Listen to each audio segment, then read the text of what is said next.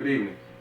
My name is Kevin Bailey, and today I'm going to be talking about the proper maintenance for a fish aquarium. As in Module 3, which was my subject or my topic was how to maintain an aquarium, this is my visual aid for that particular informative speech. So as you can see right here, I have my aquarium. It's actually a 180-gallon tank. There are several things that I talked about in my informative speech on how to properly maintain your tank, things that you need to have. So what I'm going to do is briefly go through some of those items. First thing,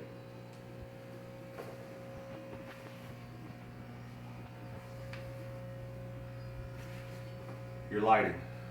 You definitely want to have good lighting. All right. For just running a fish tank with just fish in them, you don't need spectacular lighting, but you want okay lighting. It's not like I'm running corals or anything like that. I'm just running fish. I just have fish in the tank, so you don't need spectacular lighting for this type of aquarium. So the lighting is a big deal. All right, that's a good portion. It can also be an expensive portion of your aquarium, depending on the kind that you get.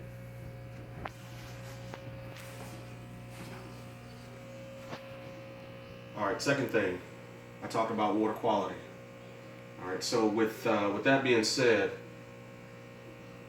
180 gallons, the tolerance for water quality is pretty wide. All right, unlike what I discussed before back in Module 3, the smaller your fish tank is, the smaller the tolerance. The larger the tank is, the greater tolerance you have. All right, you can get away with having some impurities in your water, it not being the greatest. I currently do not use RO water, which is known as reverse osmosis water. Essentially what I use is regular water.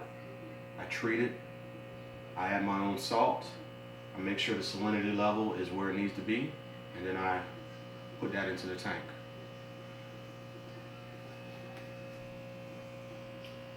Water circulation, that's a big deal. As you can see, I got 3 fans in here, pretty strong fans. So when they turn on, everything's set on timers here. When they turn on, it circulates the water in the tank, which is great for the aquarium and the fish. Good circulation is good. This right here is just a salinity meter. It tells me where my salt level is in the tank.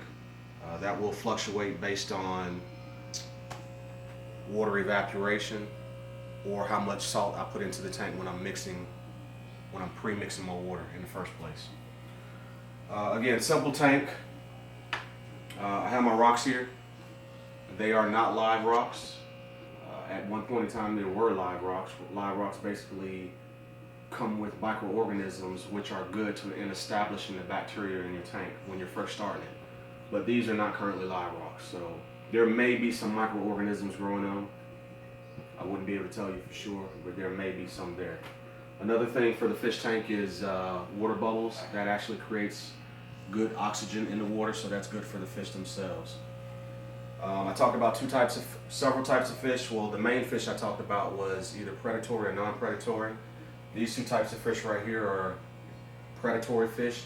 There is also a moray eel in there, which is not visible right now. But these are lionfish. 1 black lionfish, 1 volatile lion. Last thing I'm talking about is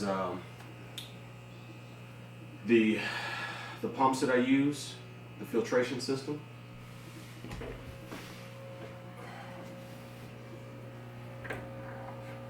So with the filtration systems, I talked about 2 different types. You have your wet dry sump, and then you have your canister.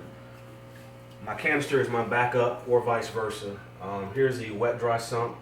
Notice the size of the wet dry sump. It has to be large enough because of the tank being the size that it is.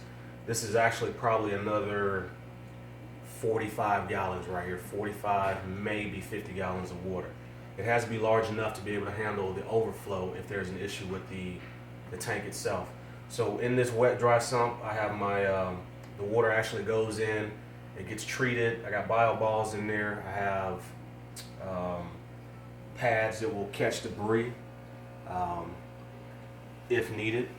I also have, this is my heater for my water right here.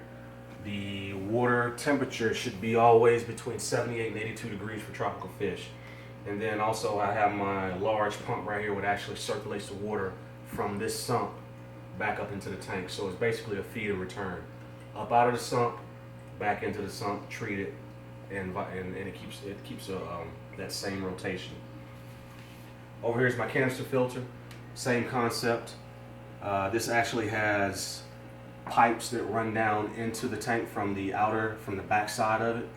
Same concept as this right here, feed and return. This is self-contained. Every probably 30 days you have to open it up, look at the contents in it, maybe clean it out a little bit, but other than that, this runs 24/7, 7 days a week. Actually, as well as this. Well, this one doesn't run 24/7. It's set on timers. I got timers down here for everything. So, in a nutshell, this is my visual aid for properly maintaining or keeping a good fish aquarium. Thank you for watching.